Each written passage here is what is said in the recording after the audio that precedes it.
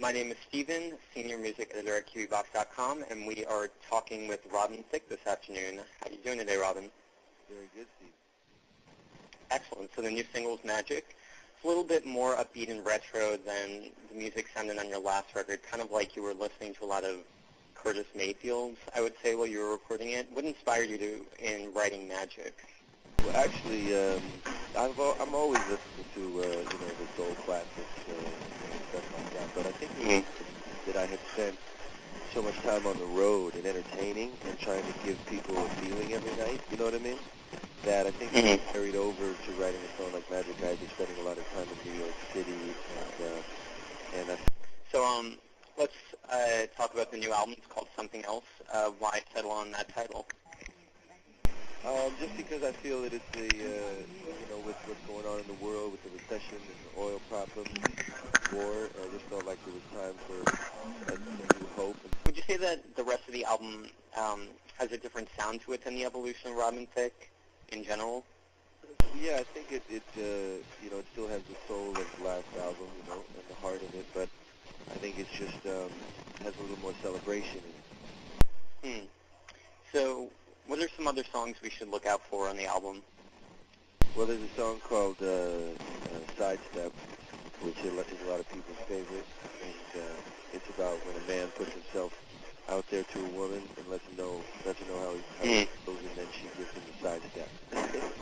And it has the sound of the 70s Gamble and Huff, Philadelphia disco kind of groove. Any other tracks on the album that we should know about besides Sidestep? Dream World, which is about my idealistic view of my dream world, and it talks about energy falling from the sky and being able to drive whatever kind of car I want and drink my wine, and that I could walk in Mississippi with my wife and no one would look at us twice.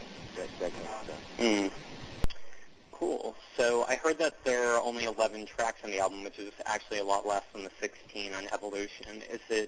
Do you plan it that way for a repackage of the album to come later on, or do you have to leave a lot of them on the cutting room? I don't have any plans to milk people for anything like that. If I thought there were songs that fit with these 11, I would put them on.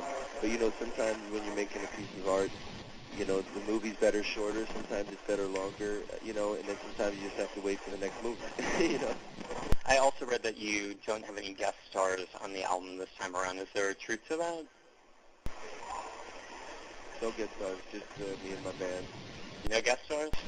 Just horn and string players like from the Michael Jackson records of the 70s and 80s. So what was the decision to just do it all on your own? I mean, I know you've been collaborating with other artists. My first album didn't have any guest stars, and the second album just happened that way because I was getting so many calls. Yeah, single. Yeah, great.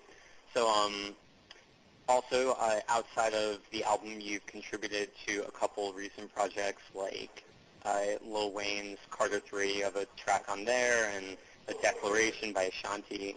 Do you have any guest star appearances in the works right now?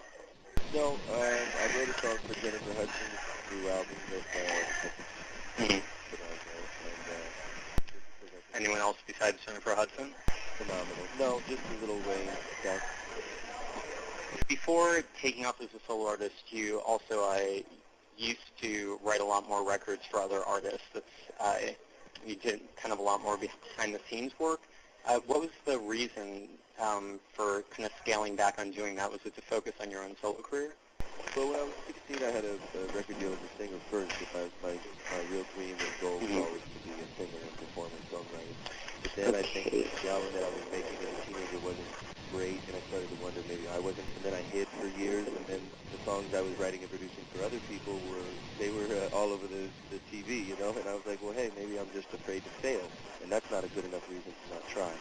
You've also performed with a lot of people. I saw you perform with Jill Scott and Shaka Khan at Radio City, I think, last year. Is there any one artist that you've enjoyed or looked forward to performing with or alongside the most? I don't know about the most. I will say that a very special event happened one night when I was on tour with Indy Henri. Stevie Wonder came on and started singing on stage, and I was standing 10 feet away from Stevie, you know, on the side of the stage. Yeah. And he just brought out the angels in the room, and it was pretty special.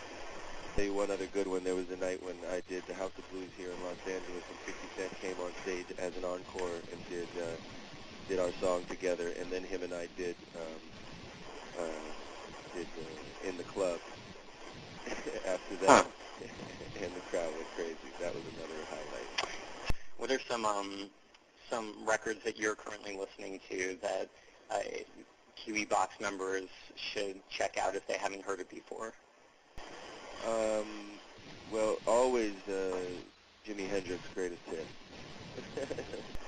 And Lil Wayne, obviously, the new album is... Of course. Great. So, thanks for your time and safe travels in overseas, and looking forward to the new album. Okay, take care.